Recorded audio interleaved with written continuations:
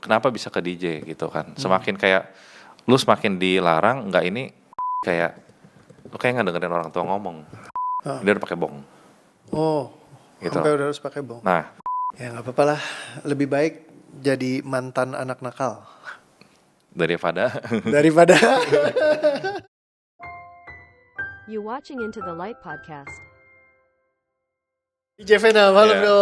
Malam Coach Reo. Yes, Bukan suatu kebetulan nih ketemu lagi. Asik. Dulu aku kenal sama bro nih di 2008, 2009. Ya, kurang lebih ya, pas zaman-zaman Party Works.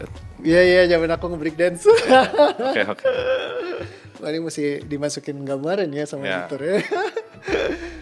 Anyhow, sebelum kita mulai, gimana sehari-hari lagi sibuk apa nih? Ini dengerin ada Kreatif 5 Maxima ya sekarang itu ya? Kreatif 5 Maxima itu jadi cerita dulu ya. Jadi aku tuh awalnya kan DJ kan, seperti yang Coach Rio tahu. Iya. Ya dari DJ itu ya akhirnya aku bikin yang namanya Wave Production.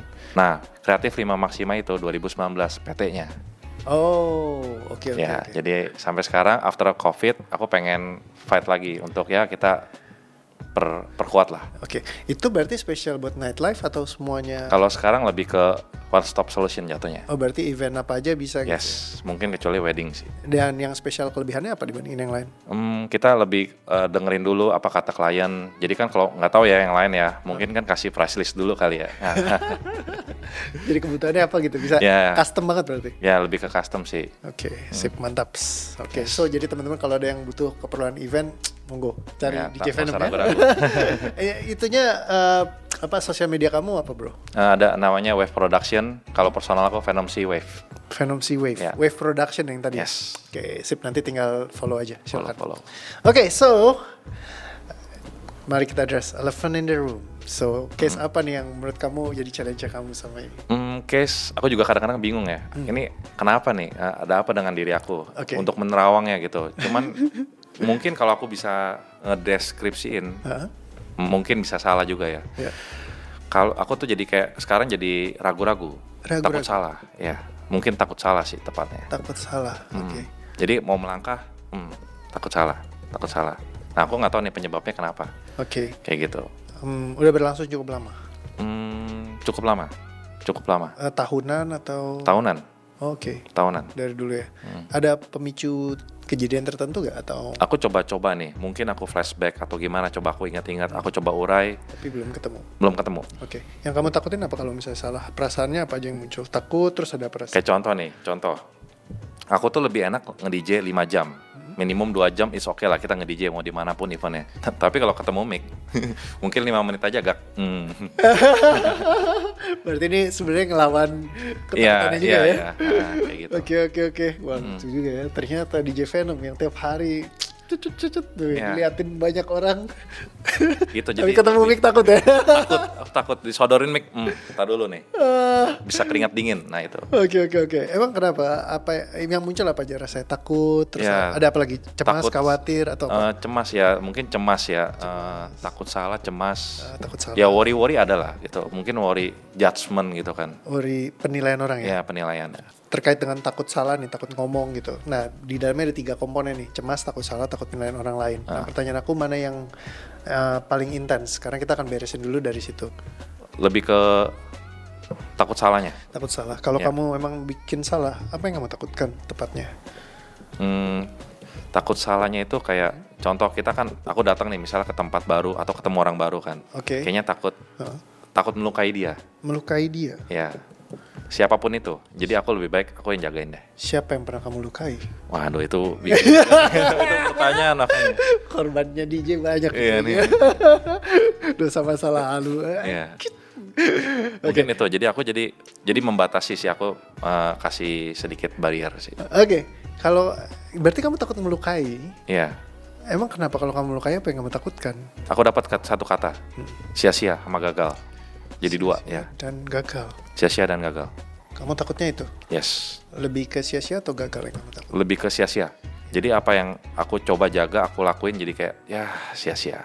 Oke. Misalnya contoh nih, aku ketemu Coach Rio nih. Aku nyablak, gini. Aku ngomong kan apa adanya, aku tanpa ada barrier.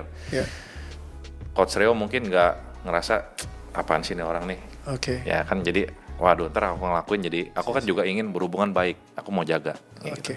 Jadi aku tuh kayak ngerasa aku tahu nih ngelakuin ini tuh bakal hopeless. Jadi kayak akhirnya- lose strength gitu, kekuatan power aku tuh jadi kayak Jadi nggak aduh, melakukan ya, ya. jadi low, Oke. langsung ke drain gitu. Oke. Hopeless itu bisa banyak ya. Kayak I feel hopeless ketika mamaku buang aku di luar kota, yang sebenarnya aku tadinya nggak mau, terus kayak dioper, disuruh jauh dari keluarga. Misalnya itu momen aku hopeless. Kalau kamu hopeless tuh kapan yang kamu ingat?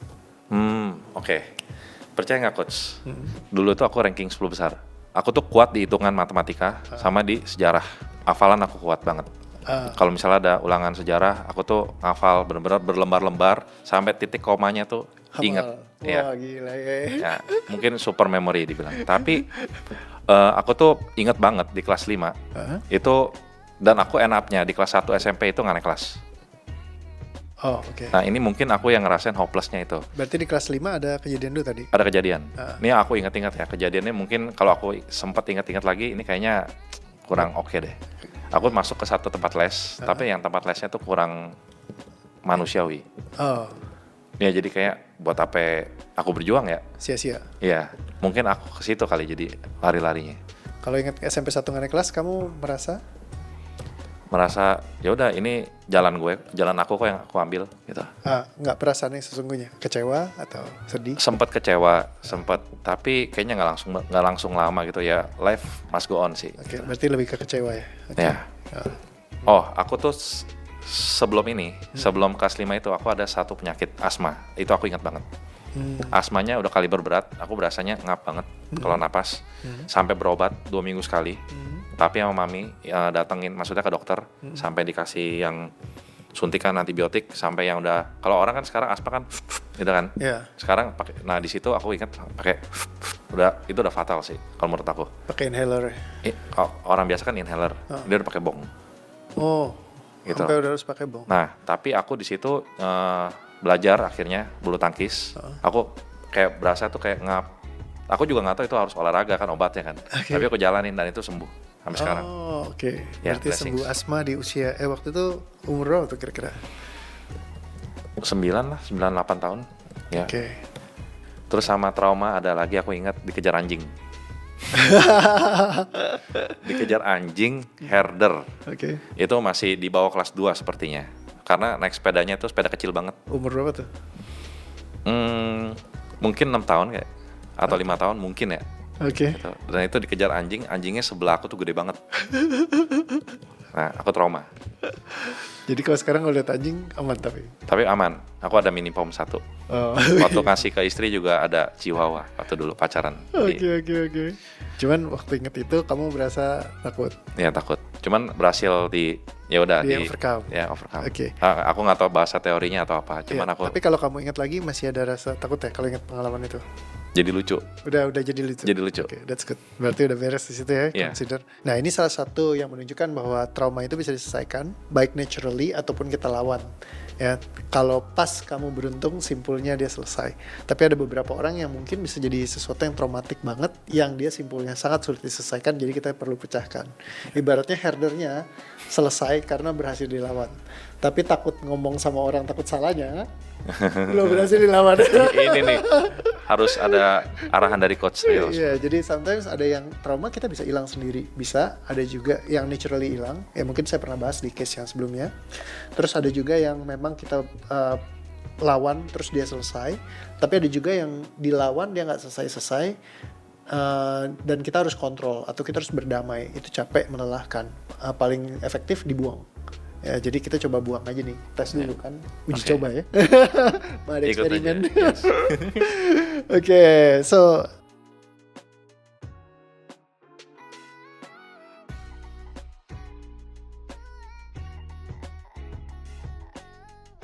sekarang kalau kamu ingat lagi tadi asma berat, kamu bisa overcome asma, apa yang kamu rasain sekarang? Kayak ya udah bisa. Oh ternyata bisa melewati si asma ini. Oke. Hmm. Oke, jadi nggak kayak kalau awal kan signifikan banget. Kalau sekarang udah kayak biasa aja. Biasa aja. Oke, cek lagi ya ke atas. Kamu tadi 10 besar kuat di matematika, masuk tempat les kurang manusiawi, akhirnya sia-sia. Kalau sekarang kamu rasain apa yang kamu rasain? Kalau ingat itu udah ya udahlah, mau mau 10 besar kayak mau 20 besar kayak mau 30 besar, yang penting kita lewatin. Let's go. Oke, ada bebannya nggak? Lebih santai. Santai. Kalau tadi yang SMP 1 nggak naik kelas, kamu tadi kecewa apa sekarang? Sekarang? Kalau sekarang lebih ya udah nggak naik kelas, ya udahlah. Emang itu konsekuensi kok. Oke. Ya karena kan nggak belajar. Oke. Gitu. Kalau tadi kamu takut kalau sia-sia nggak berdaya, sia-sia gagal kalau melukai orang, takut salah ngomong. Apa yang kamu masih rasain sekarang? Ya ngomong aja. Masalah dia terima atau enggak bukan urusan aku sih. Oke. Tadi ada takut salah? Sekarang ngomong aja apa adanya aja. Nggak ada takut lagi Ya, ya? I don't care. Oke, I don't care ini bisa dua hal, dalam artian kayak kamu jadi cuek atau bisa juga karena kamu santai. Nah ini dua hal yang berbeda. Lebih ke cuek atau lebih kamu Aku santai? lebih ke santai sih. Santai ya? Ya. Oke. Bukan cuek dalam arti kata I don't care-nya yang ini, tapi lebih Ya. santai sih. Ya. Ya, karena aku mesti mastiin kamu nggak polarity lip. Yes. Pindah polaritas dari tadinya hati-hati banget, terus habis itu udah gue bodo amat deh gitu. Iya. Itu mesti dirilis lagi tuh, Ya. kayak gitu. Oke. Tapi mendingan aku coba rilis lagi.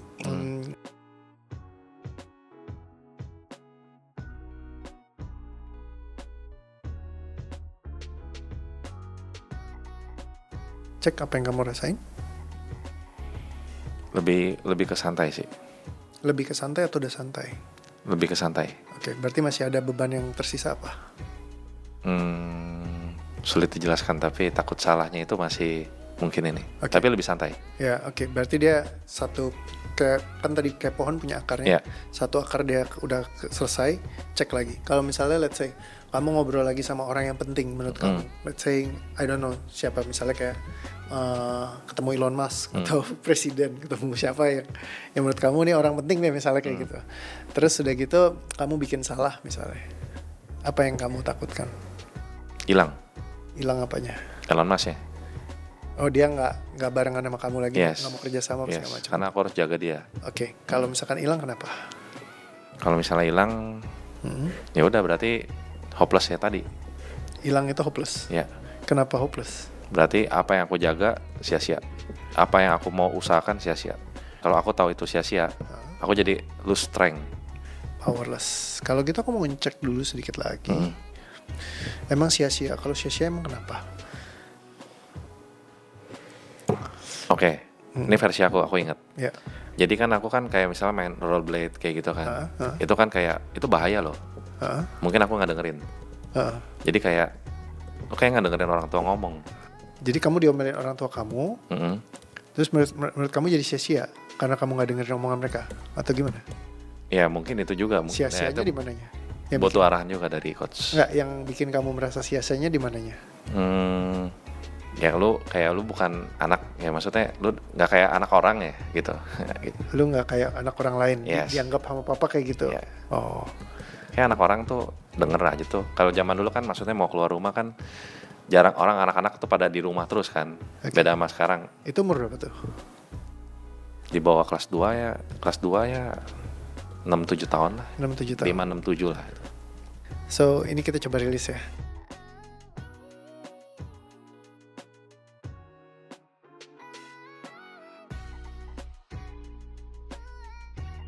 Ingat lagi rollerblade bahaya. Tadi kamu merasa sia-sia. Udah santai kalau dibilang misalnya itu nggak kayak itu. Ya udah ini it's me kok. Ya biarin aja yang lain. Gitu. Aku ya ini aku ya aku. Oke. Nggak ada bebannya? Nggak ada. Kalau tadi kan merasa sia-sia. Ya. Masih ada gak? Santai. Oke, udah kosong ya. Jadi ini yang tadi ya, ketika yang diberesin rollerblade, yang di atas yang ikut affected. Oke. Padahal kita nggak rilis yang di sini. Tadi kan kamu bilang kan di sini yang berat. Ya, menjadi merinding. Jadi sebenarnya mungkin ini dengan lu nggak kayak orang lain, lu kok beda ya sama anak lain, nggak bisa ini. Mungkin dari situ tuh mengakar sampai, oh harus gue lakuin yang terbaik nih. Ya, Kayak jadi terhipnotis ya. ya kayak kekunci di sistem tubuh kamu. Jadi Ya, ya. mengharuskan untuk kamu harus jadi lebih baik dari anak orang lain. Nah sehingga jadi kamu takut bikin salah. Kalau kamu bikin salah nanti orang akan menilai kamu mungkin nggak bagus atau apa segala macam. Akhirnya ya ke tracknya ke sini. Oh, Takut nggak memenuhi ekspektasi papa kamu untuk jadi anak yang bisa memenuhi semuanya gitu. iya. Bisa jadi di titik situ. Keren coach ini tanpa sadar, loh. Maksudnya orang nggak tahu bener-bener blind spot. Ya, kadang-kadang kita nggak ngerti sih. Sampai ditanyain, diajak ngobrol gitu. Banyak dari klien gue yang nanya, coach aku pengen datang sih ke tempatnya coach Ryo, tapi aku nggak tahu nih bisa gak sih sebenarnya aku kayak gini kan aku nggak inget apa-apa gitu. Aku juga nggak tahu dan aku nggak sadar masalahku apa gitu. Tapi aku cuma tahu masalah nih gue di permukaan. Ya memang di permukaan masalah, tapi selalu kita bisa telusurin gitu. Jadi kita tahu apa sih core memory yang masih kesimpan, traumatiknya apa, sehingga kita bisa beresin. Nah, kalau di guide dengan cara yang benar, ya ketika kita dapetin kita bisa selesaikan gitu. Dan once and for all, ketika dibuang dari akarnya, itu affecting ke banyak hal yang di permukaannya. Makanya tadi kita beresin yang di mana, yang selesai yang mana. Iya. Gitu. Tapi ini keren loh coach. Maksudnya dari dunia yang gemerlap gitu ya, kalau digali-gali itu nggak nyangka loh bisa ke rollerblade-nya itu loh. Itu amazing sih. Amazing. Yeah. Ujungnya rollerblade. Iya, rollerblade. Iya. Ya cuma sekedar nggak dengerin papa kan.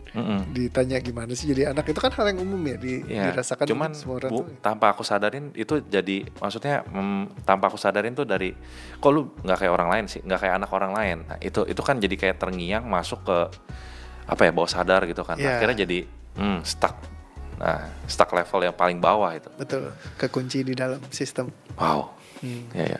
Jadi ketika kamu find the right spot, kamu beresin di situ, selesai. Ya. Kayak gitu. And then it affected kemana-mana. Yes. Jadi ya udah, habis itu bisa santai kayak gitu. Yes. Oke. So tadi takut salah, hilang hopeless. Apa yang mau kamu jaga sia-sia, kamu lose strength. Apa yang kamu rasain sekarang? Santai. Mungkin yang kamu kerjakan di kemudian hari bisa aja sia-sia. Kamu datang bisa aja orangnya, oh kayaknya nggak deh sama Yohanes, gue nggak mau kerja sama. Terus dia kayak ninggalin kamu. Kamu kehilangan itu, terus apa yang kamu rasain? Kalau aku sekarang lebih rasain santai. Ya aku kerjaan yang terbaik aja versi aku.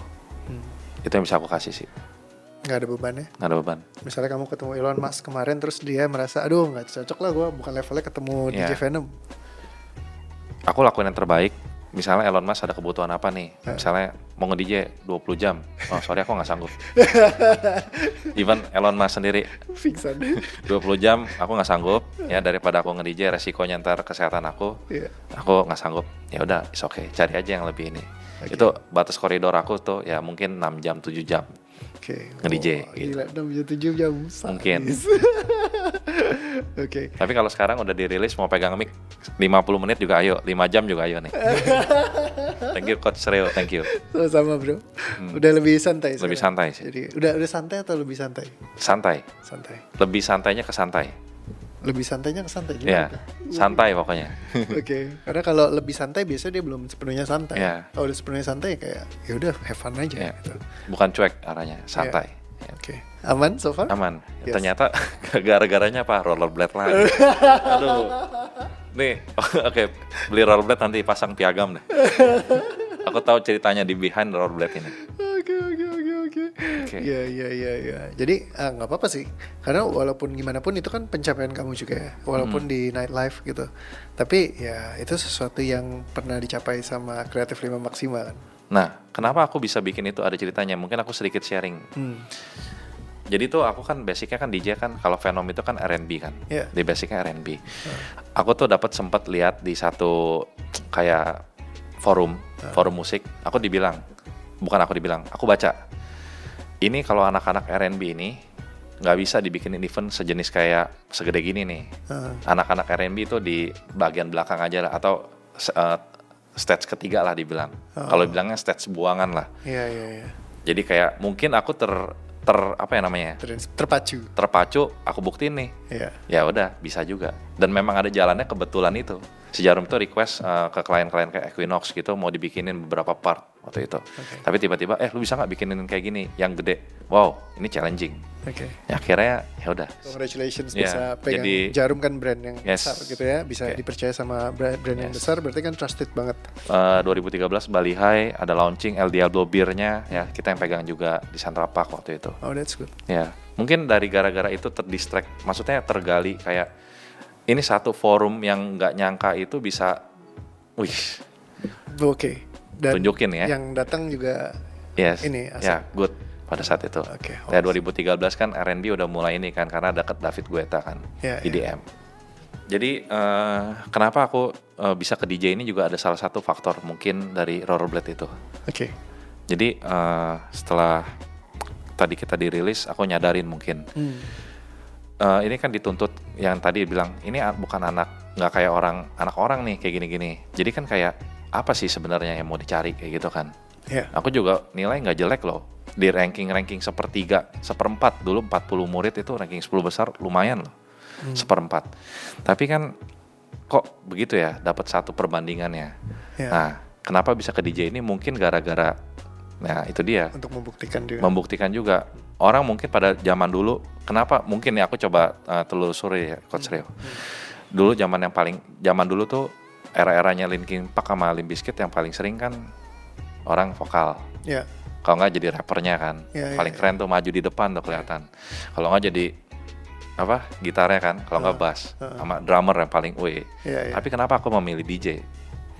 DJ itu pada zaman dulu kan nggak semua orang tua bisa buka open mindset. Oke. DJ itu ada kayak, lu kalau udah DJ udah pasti Nggak benar. Ya.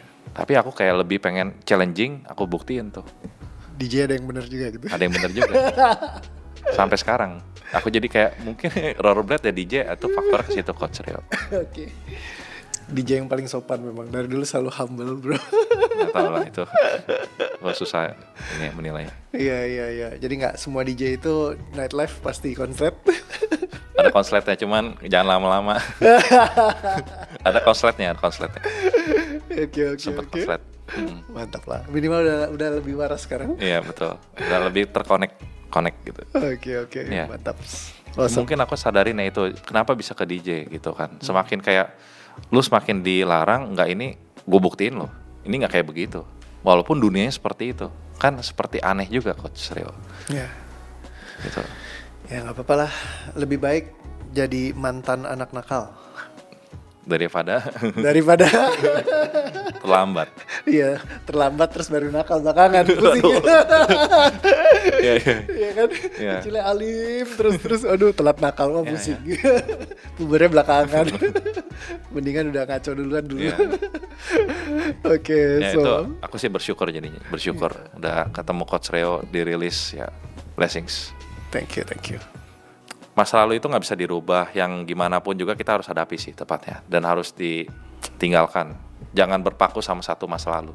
Oke. Kalau menurut aku itu, karena masa lalu itu bikin kita tuh ya bener stuck. Kita nggak nyangka loh yang namanya rollerblade itu bisa bikin kita tuh jadi ngelakuin sesuatu yang di luar kita punya kendali gitu, di luar batas lah gitu. Oke. Gara-gara rollerblade loh. Gitu. Oke. Wow, sadis. Setelah digali ya, aku juga kalau sebelum ketemu Coach Rio ini aku nggak tahu itu rollerblade penyebabnya, pemicunya itu rollerblade. Gitu. Oke. Ya. Menarik sih itu. Rollerblade ini memang apa ya, kayak gini aku bilang kayak lottery trauma. Lucky trauma itu kalau ketemu yang kayak trauma yang gampang, simple banget kamu jalanin, begitu dirilis tuh dia langsung kayak beres karena Yeah. core-nya tuh nggak banyak. Tapi itu kira-kira dari Coach Rio sendiri, apakah ada yang tergali lagi atau gimana? Apa aku harus find out gitu? Yang penting kamu udah kayak clear di sini, kayak kamu nggak ada beban sama sekali. Clear Yeah. enough. Ketemu Elon Musk sih, ayo boleh tuh kapan mungkin McDeFi ketemu Elon Musk kan next time. Iya. Nanti sisanya kan tinggal observasi ya. Ketika kamu jalanin gimana gitu. Ya memang kita bisa bawa long term core memory yang punya traumatic problemnya. Iya. Tapi once dia diselesaikan hilang ya udah. Masa lalu itu jangan dikungkung terus. Kita harus cari tahu masa lalu kita itu gimana. Coba kita find out ya kan, serahkan pada ahlinya Coach Rio untuk find out. Ya intinya nggak nyangka lah dari yang namanya dunia gemerlap itu bisa ke rollerblade. Itu yang bikin penasaran nantinya. Semakin udah dirilis, kita clear masa lalu kita tuh clear penyebabnya itu apa. Nanti bisa ke connect tuh satu-satu nanti. Tek. Jadi tahu kenapa Ya. gue begini, Kenapa yang bisa selama ini begini? nggak jelas Kenapa? gitu. Iya, kenapa bisa begini? Yes. Nah, mungkin kalau ada masalah-masalah lain atau trauma lain ya ntar bisa di sama Coach Rio. Oke. Jadi case kamu ini ada 2 trauma besarnya. Yang satu ini yang berhasil tadi di SD menang, terus yang kedua yang sia-sia rollerblade. Ya, tapi dia affecting ke 11 titik yang lainnya. Oke. Yang asma berat, tempat les kurang manusiawi, nggak naik kelas di SMP, takut melukai, mengecewakan orang, sia-sia gagal, tidak berdaya, hopeless, takut salah, ragu, takut penilaian orang lain. Nah itu strukturnya itu dibentuk dari 2 trauma besar tadi. Iya. Nih diri aku nih, beneran diri aku nih. Oke. Ya, I got my power. Ya, bilang gitu. Oke. I got my power. Nah, itu ada lagunya. Oke. Dan kalau dulu itu ya agak ke bawah gitu ya. Nice. Nah, itu nit. Itu harus dimatiin lagi lampunya. So teman-teman, dari satu kejadian yang mungkin di masa lalu kita bisa mempengaruhi banget signifikan ke apa yang terjadi di masa kita sekarang. Banyak yang bilang katanya kita punya free will gitu ya, pengambilan keputusan yang bebas gitu ya, kayak hak yang Tuhan kasih, kita bisa memilih apa aja. Tapi tanpa kita sadarin sebenarnya free will itu seringkali dipengaruhi sama hal traumatik di masa lalu yang bikin akhirnya keputusan-keputusan dan pilihan-pilihan yang kita ambil itu di sekarang adalah bukan karena free will-nya kita, tapi free will yang di-drive dari traumatic experience yang bikin kita punya coping mechanism-nya sendiri, yang akhirnya bikin kita jadi ngambil keputusan yang mungkin akhirnya affecting kehidupan kita. Tapi itu juga yang nge-shape ya. Ya, itu yang ngebentuk dia jadi DJ Venom seperti sekarang gitu. Which is sesuatu yang mungkin tadinya cuma gara-gara hal kecil, main sepatu roda gitu, rollerblade. Tapi ya itu bisa nge-shape banyak sekali proses dalam hidup kita gitu. Dan mungkin akan menarik ngelihat dari titik sekarang sampai nanti ke depan ya, bakalan seperti apa nih dengan kreatif 5 Maxima. Ya, jadi I'm excited. Tapi ya satu hal, ketika kamu bisa menjadi diri kamu sendiri and gain back your power, tadi mungkin ada banyak hal lain yang seru yang bisa kamu mainkan ke depannya. So thank you banget bro udah datang hari ini dan sharing pengalamannya ya. Hopefully dari sini kamu bisa lebih banyak berkreasi lagi dan lebih happy. Orang itu butuh yang namanya pelatih untuk nemuin blind spot. Nah itu orang yang secara fisik aja perlu namanya pelatih. Apalagi orang yang traumanya ada di dalam. Yang udah terkubur, itu udah butuh namanya Coach Reo. Aku bersyukurnya ketemu di titik ini, ya di meja ini, ya under the lights, ya kan, before the shadow gitu kan, darkness. Aku bersyukur sih. Oke deh, thank you banget bro. All the best selalu. Thank you Coach Reo. Sama-sama, terima kasih. Thank you, thanks a lot.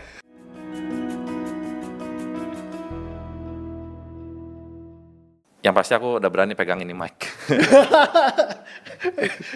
Setakut itu. Ya maksudnya mau 50 menit oke lah gitu.